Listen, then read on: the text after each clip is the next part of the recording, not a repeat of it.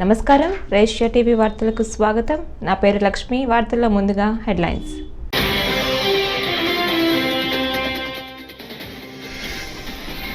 వైసీపీలో చేరిన కాపు ఉద్యమ నేత మాజీ మంత్రి ముద్రగడ పద్మనాభం వైఎస్ఆర్సీపీ కండువాలు కప్పి పార్టీలోకి ఆహ్వానించిన సీఎం.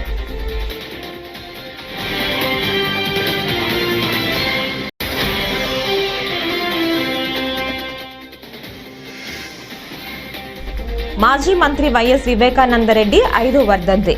పులివెందులలో ఘాట్ వద్ద నివాళులర్పించిన ఆయన కుమార్తె సునీతా నర్రెడ్డి.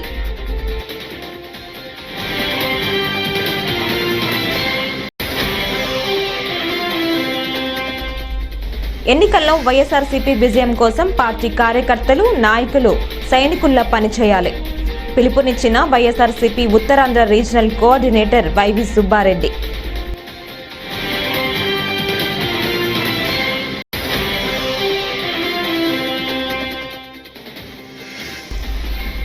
సమర్థుడైన చైర్మన్ లేకపోతే ఏ సంస్థ అయినా ఎలా ఉంటుందో చెప్పేందుకు ఏపీపీఎస్సీ ఒక ఉదాహరణ వ్యాఖ్యానించిన టీడీపీ చీఫ్ నారా చంద్రబాబు నాయుడు. వార్తల్లో ముందుగా, కాపు ఉద్యమ నేత మాజీ మంత్రి ముద్రగడ పద్మనాభం వైఎస్ఆర్ కాంగ్రెస్ పార్టీలో చేరారు. తాడేపల్లిలోని సీఎం క్యాంపు కార్యాలయంలో వైఎస్ఆర్ కాంగ్రెస్ పార్టీ అధ్యక్షులు, ముఖ్యమంత్రిని వైఎస్ జగన్ ముద్రగడ పద్మనాభం మర్యాదపూర్వకంగా కలిశారు. ఈ సందర్భంగా ముఖ్యమంత్రి వైఎస్ జగన్ సమక్షంలో ముద్రగడ్డ పద్మనాభం, ఆయన కుమారుడు గిరి వైఎస్ఆర్సీపీలో చేరారు. ఈ మేరకు సీఎం వైఎస్ జగన్ వారికి వైఎస్ఆర్సీపీ కండువాలు కప్పి పార్టీలోకి ఆహ్వానించారు. ఈ కార్యక్రమంలో YSRCP regional coordinator PV Mithun Reddy, ఎమ్మెల్యేలు కురసాల కన్నబాబు, తూర్పుగోదావరి జిల్లా వైఎస్ఆర్సీపీ అధ్యక్షుడు ద్వారంపూడి చంద్రశేఖర్ రెడ్డి పాల్గొన్నారు.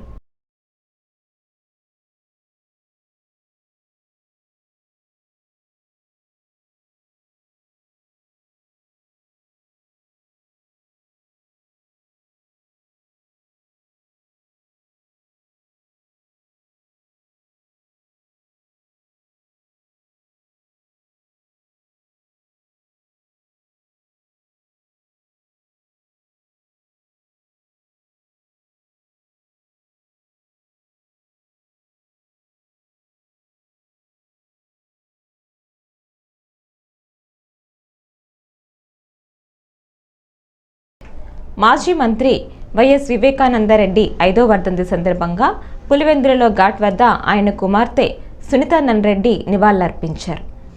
భర్త రాజశేఖర్ రెడ్డి కుటుంబ సభ్యులతో కలిసి ఆమె వెళ్లారు. అనంతరం వివేకా పార్కు వద్ద విగ్రహానికి పూలమాలలు వేశారు. మా అన్న పార్టీకి ఎవరు ఓటేయద్దు అని ఆమె కోరారు. తన తండ్రి వివేకాకి జరిగినట్లు మరెవ్వరికీ జరగకూడదని, నిందితులకు శిక్ష పడాలని ఆమె డిమాండ్ చేశారు. వైఎస్ వివేక వర్ధంతి సందర్భంగా కడపలో ఏర్పాటు చేసిన స్మారక సభలో ఆమె మాట్లాడారు. 5 ఏళ్లైనా ట్రయల్ మొదలు పెట్టలేదు. ఇలానే వదిలేస్తే కేసు విచారణ 10 ఏళ్లు పడుతోంది. తప్పు చేసిన వారికి బుద్ధి చెప్పాలంటే ఓటు అనే అస్త్రాన్ని వాడాలి.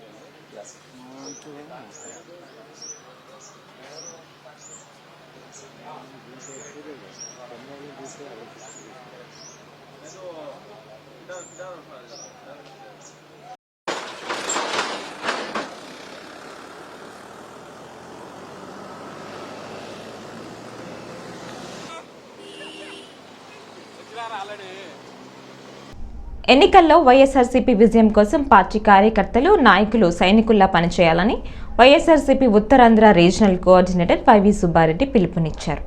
స్థానిక బీచ్ రోడ్లో విశాఖపట్నం పార్లమెంటు నియోజకవర్గ పార్టీ కార్యాలయాన్ని శుక్రవారం ఆయన ప్రారంభించారు.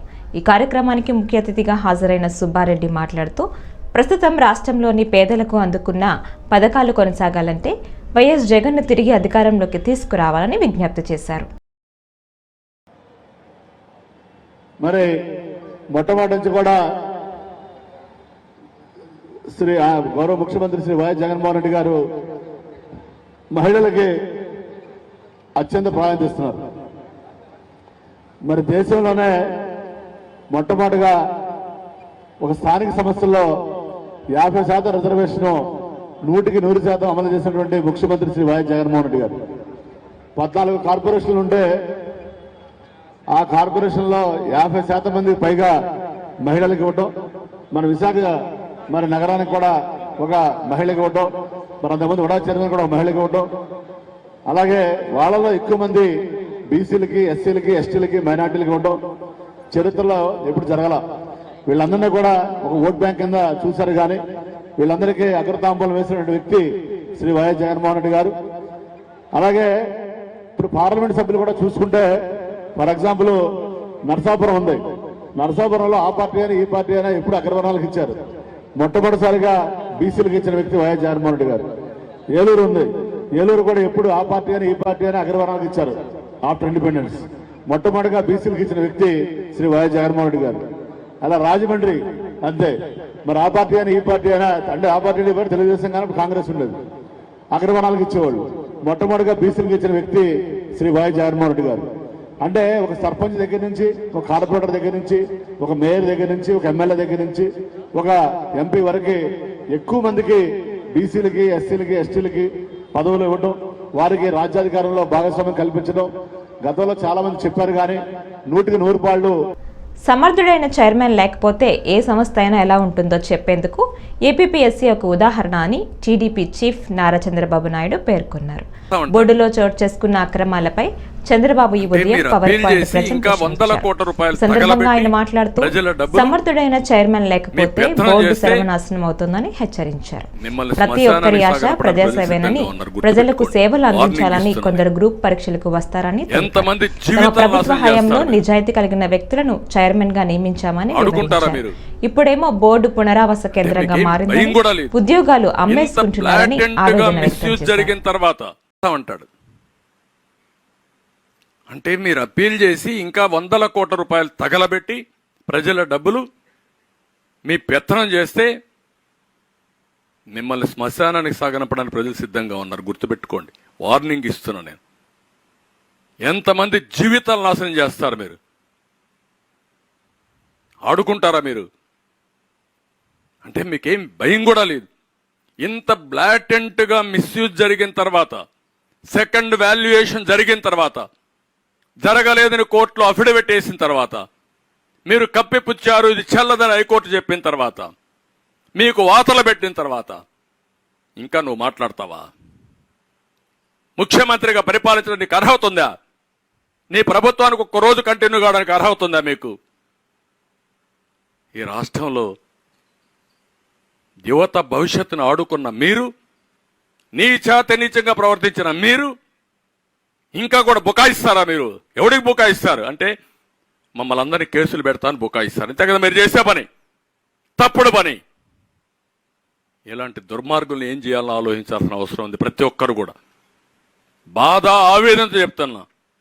మొన్నే నేను ఇక్కడే మీరు చూశారు, కళలకు రెక్కలనే కార్యక్రమాన్ని ప్రారంభించాం. ఆంధ్రప్రదేశ్లో ఉండే యువత ప్రపంచాన్ని జయించే పరిస్థితికి వచ్చారు. ఆంధ్రప్రదేశ్లో మాత్రం అనునిత్యం. అనకాపల్లి జనసేన పార్టీ నియోజకవర్గ ఇన్ఛార్జ్ పరచూరి భాస్కర్ రావు శుక్రవారం రాజీనామా చేశారు. పార్టీ కార్యాలయంలో ఏర్పాటు చేసిన మీడియా సమావేశంలో మాట్లాడారు. ముందుగా ఆత్మీయుల సమావేశంలో రాజీనామాలు ప్రకటించారు. అనంతరం ఏర్పాటు చేసిన మీడియా సమావేశంలో మాట్లాడుతూ తనకు అపాయింట్మెంట్ ఇవ్వాలని కొద్ది రోజులుగా విజయవాడలో ఉండి ప్రయత్నించినప్పటికీ పార్టీ అధినేత పవన్ కళ్యాణ్ పట్టించుకోలేదని ఆవేదన వ్యక్తం చేశారు. ఆయన అపాయింట్మెంట్ ఇవ్వకపోవడంతో ఆ బాధతో ఆ పార్టీకి రాజీనామా చేశానని పేర్కొన్నారు. గత 5 ఏళ్లుగా పార్టీని బలోపేతం చేసిన తన శ్రమను పార్టీ గుర్తించలేదన్నారు.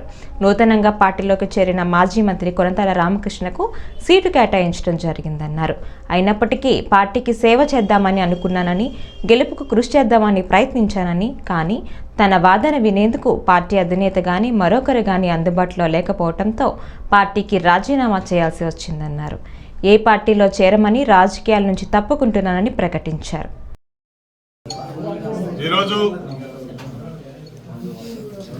దాదాపు 99 నుంచి అనకాపల్లి ప్రాంతంలో రాజకీయంగా ఇన్ఛార్జిగా, అలాగే మొన్న ఎలక్షన్లో జనసేన పార్టీ నుంచి కంటెస్టెడ్ క్యాండిడేట్గా ఓడిపోయిన తర్వాత ఇప్పటికీ 5 సంవత్సరాల్లో జనసేన పార్టీని విలేజ్ వైజ్ బలోపేతం చేసి జెండాలు ఎక్కించి, అలాగే కమిటీలు వేసి, విలేజ్ కమిటీలు, మండల కమిటీలు మీటింగ్ పెట్టి, మండలాల్లో కలిపి కాన్స్టిట్యూన్సీ లెవెల్ మీటింగ్ పెట్టి, నియోజకవర్గ స్థాయి మీటింగ్ పెట్టి జనసేన పార్టీని ఆంధ్ర రాష్ట్ర 13 జిల్లాల్లో ఎక్కడా లేని విధంగా అనకాపల్లిలో బ్రహ్మాండంగా డెవలప్ చేశాం.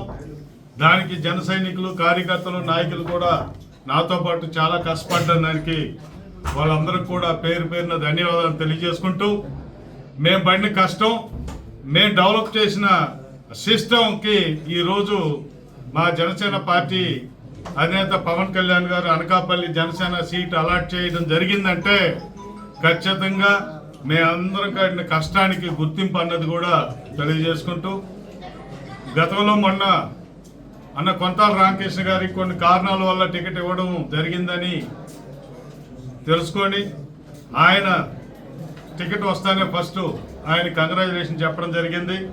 దాని తర్వాత కార్యకర్తల మీటింగ్లో మాట్లాడిందంతా కూడా మీడియా వాళ్ళు మీరు అందరూ కూడా చూశారు.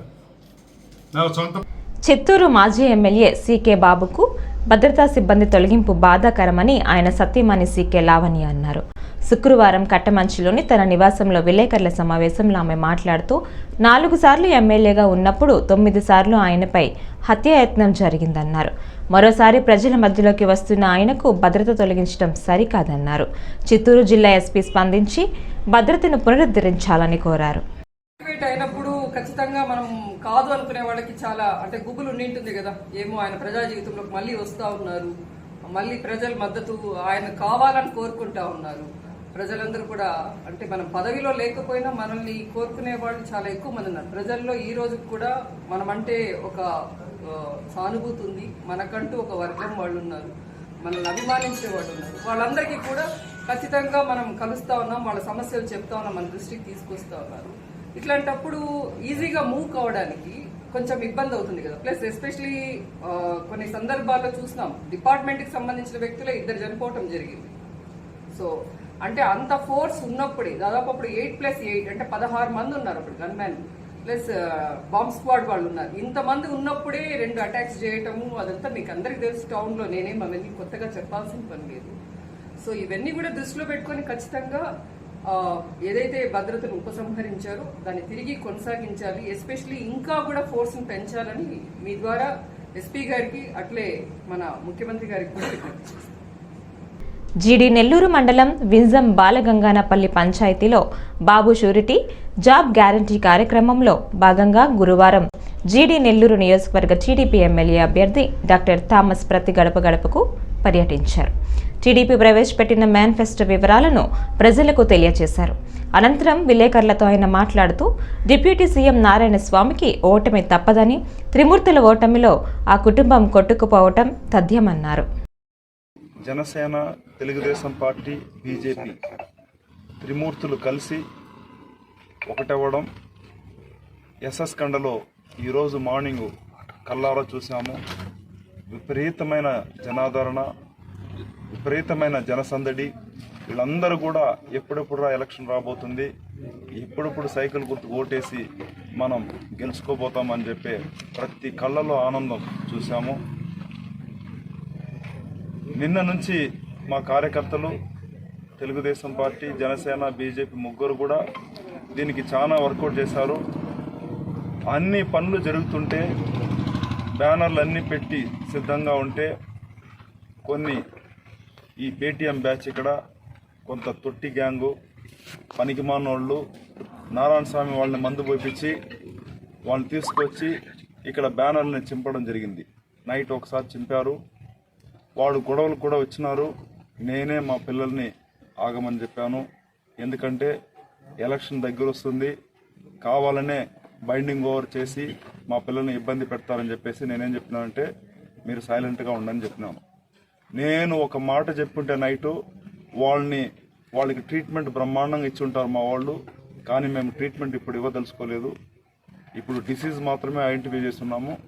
30 రోజుల తర్వాత వాళ్ళకి స్కెచ్ చేసి బ్రహ్మాండమైన ట్రీట్మెంట్ కంపల్సరీ ఇస్తాము. దాంట్లో తగ్గే ప్రసక్తే లేదు.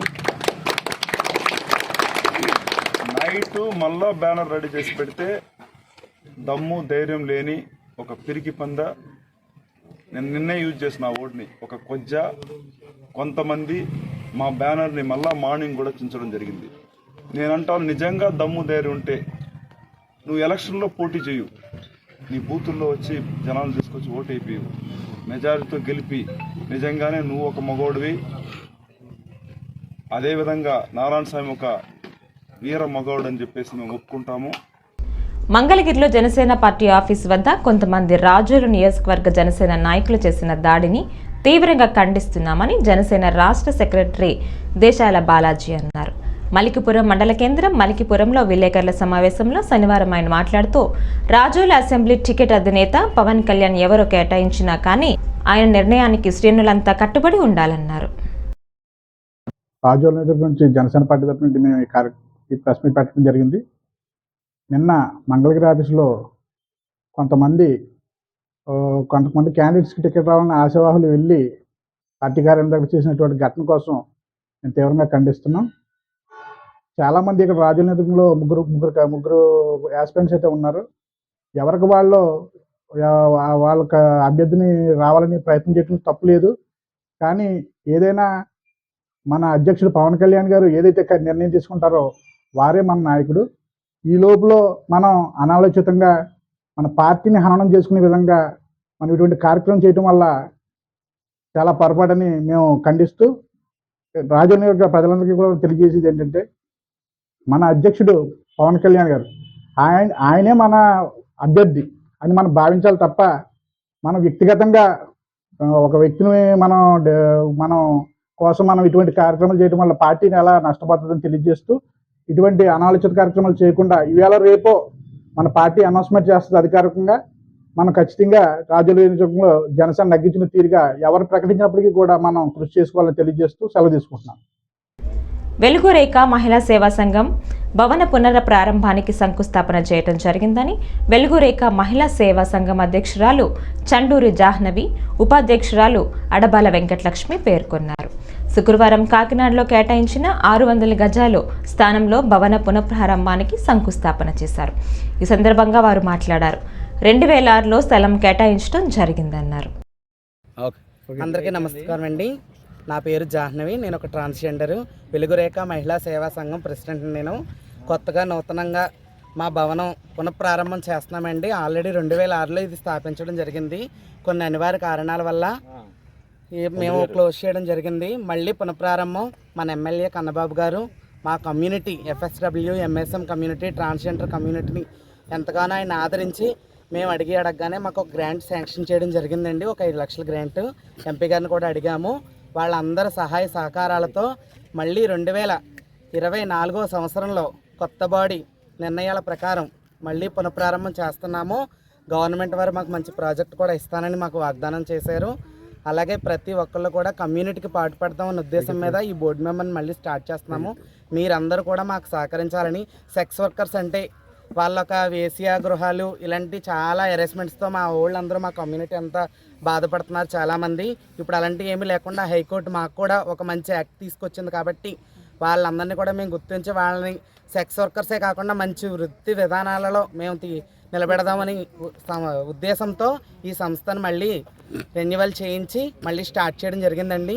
ప్రతి ఒక్కళ్ళు కూడా మా అందరికీ సహకరించాలని, అలాగే మా బోర్డు మెంబర్ అయినటువంటి వైస్ ప్రెసిడెంట్ గారు, అలాగే మా బోర్డు మెంబర్ అడబాల వెంకటలక్ష్మి గారు ఈవిడ కృషితోటే ఇంతవరకు ఈ బిల్డింగ్ని 2006లో ఈవిడ అప్పటి నుంచి కూడా ఇప్పటి వరకు కూడా ఎవరి పాలు అవ్వకుండా కాచి కాపాడడం అనేది ఈవిడ జరిగింది. ఈవిడ ద్వారానే మనకి 600 సెంట్లు 600 గజాలు 10 సెంట్ల స్థలాన్ని మనకు అప్పుడు ఇచ్చారండి. 2006లో బిల్డింగ్ కూడా కట్టాము. చంద్రబాబు నాయుడు ప్రజలతో పొత్తు పెట్టుకోవటం మర్చిపోయి బీజేపీ జనసేనలతో పొత్తు కుదుర్చుకున్నారని ఆత్మకూరు ఎమ్మెల్యే మేకపాటి విక్రమ్ రెడ్డి విమర్శించారు. ఈ సందర్భంగా ఆయన మాట్లాడుతూ గతంలో మోదీపై వ్యక్తిగత విమర్శలు చేసిన చంద్రబాబు నేడు పొత్తులు పెట్టుకోవటం వెనుక ఆంతర్యం ఏమిటని ప్రశ్నించారు.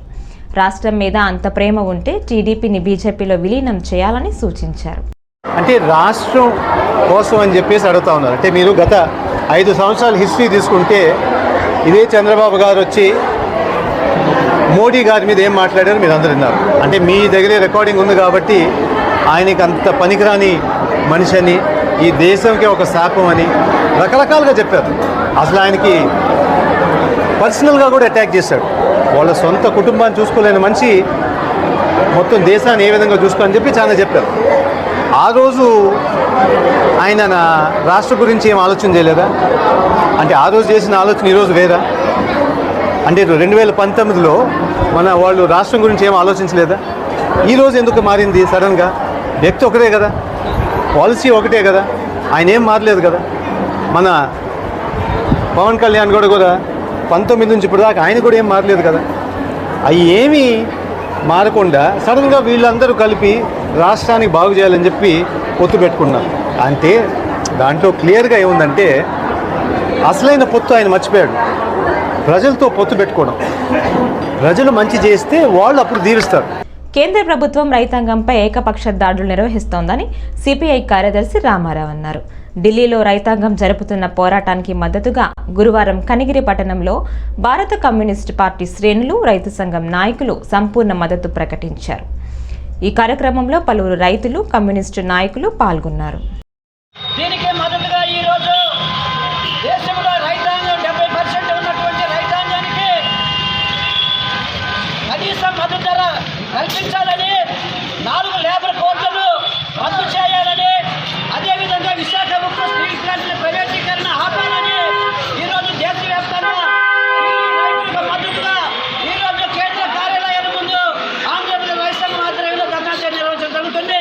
మరి 540 కార్మిక సంఘాలు దాదాపు 9 రోజుల పాటు ఢిల్లీ నడిబొడ్డున దీక్ష చేస్తామంటే ఈ కేంద్ర ప్రభుత్వ నరేంద్ర మోడీకి కనీసం చిన్నపుట్టట్టుగా లేకుండా ఆ రోజు జరిగినటువంటి 4 రాష్ట్రాల ఎన్నికల్ని మా దృష్టిలో పెట్టుకొని మరి ఈరోజు నేను దీక్షను విరమింపు చేస్తానని మాయి మాటలు చెప్పినటువంటి నరేంద్ర మోడీ ఈరోజు రైతులకు కనీస మద్దతుని కూడా ఇవ్వకుండా ఈరోజు ఈ దేశ ప్రజలు మోసం చేస్తున్న సంగతి దగాకోరు బీజేపీ ప్రభుత్వానికి వ్యతిరేకంగా. కొరుసుపాడు మండలంలో 2017 నుంచి 2019 వరకు పంటల బీమాకు సంబంధించి నష్టపరిహారం కానీ రైతులకు ప్రభుత్వం అవకాశం కల్పించినట్లు మండల వ్యవసాయ శాఖ అధికారి శ్రీనివాసరావు గురువారం మీడియా ప్రకటన ద్వారా తెలియజేశారు. మండలం మొత్తం మీద 40 మంది రైతులకు ఆయా కారణాలతో పంట నష్టపరిహారం అందలేదని ఆయన చెప్పారు. సంబంధిత రైతుల జాబితాను మండలంలోని ఆయా రైతు భరోసా కేంద్రాల వద్ద ఉంచినట్లు శ్రీనివాసరావు తెలియజేశారు.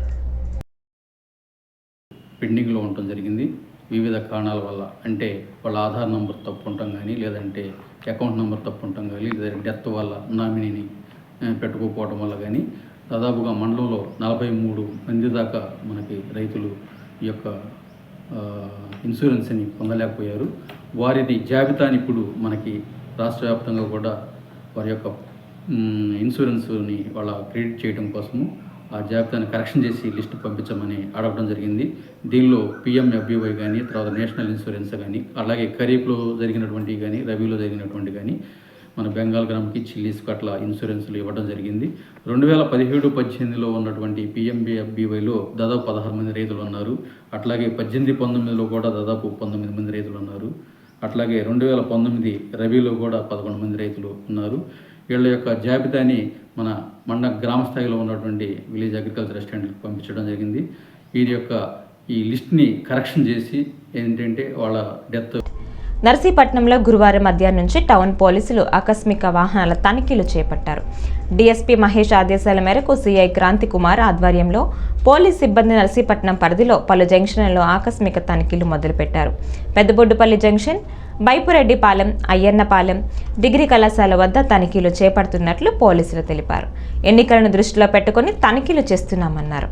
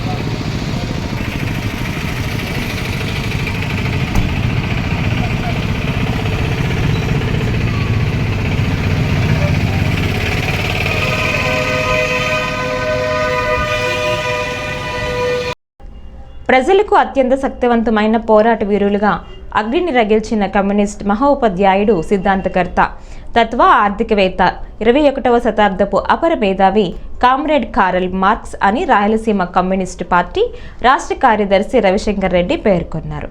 గురువారం కార్ల్ మార్క్స్ 141వ వర్ధంతిని కడప ఆర్సీపీ కార్యకర్తలతో కలిసి ఆయన చిత్రపటానికి పూలమాలలు వేసి నివాళులర్పించారు.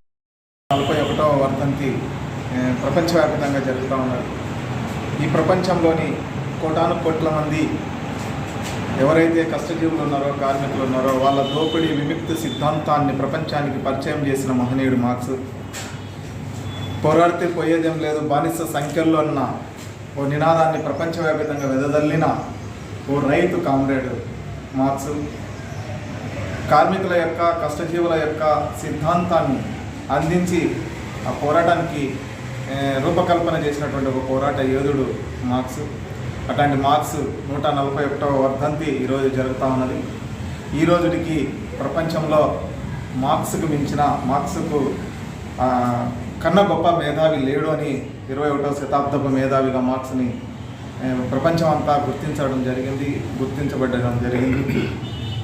ఇలాంటి ఒక గొప్ప మార్క్సిస్టు మహా ఉపాధ్యాయుని యొక్క వర్ధంతిని మనందరం నిర్వహించడం అంటే ఆయన రాసిన మేనిఫెస్టోను, ఆయన చూపిన దారిని, ఆయన చూపిన దోపిడీకి వ్యతిరేకంగా పోరాటాన్ని ఉధృతం చేయడం, ఉవ్వెత్తున కమ్యూనిస్టు ఉద్యమాన్ని నిర్మించడమే మనం ఆయనకి ఇచ్చే నివాళి అవుతుందని చెప్పి ఈ సందర్భంగా చెప్పవచ్చు.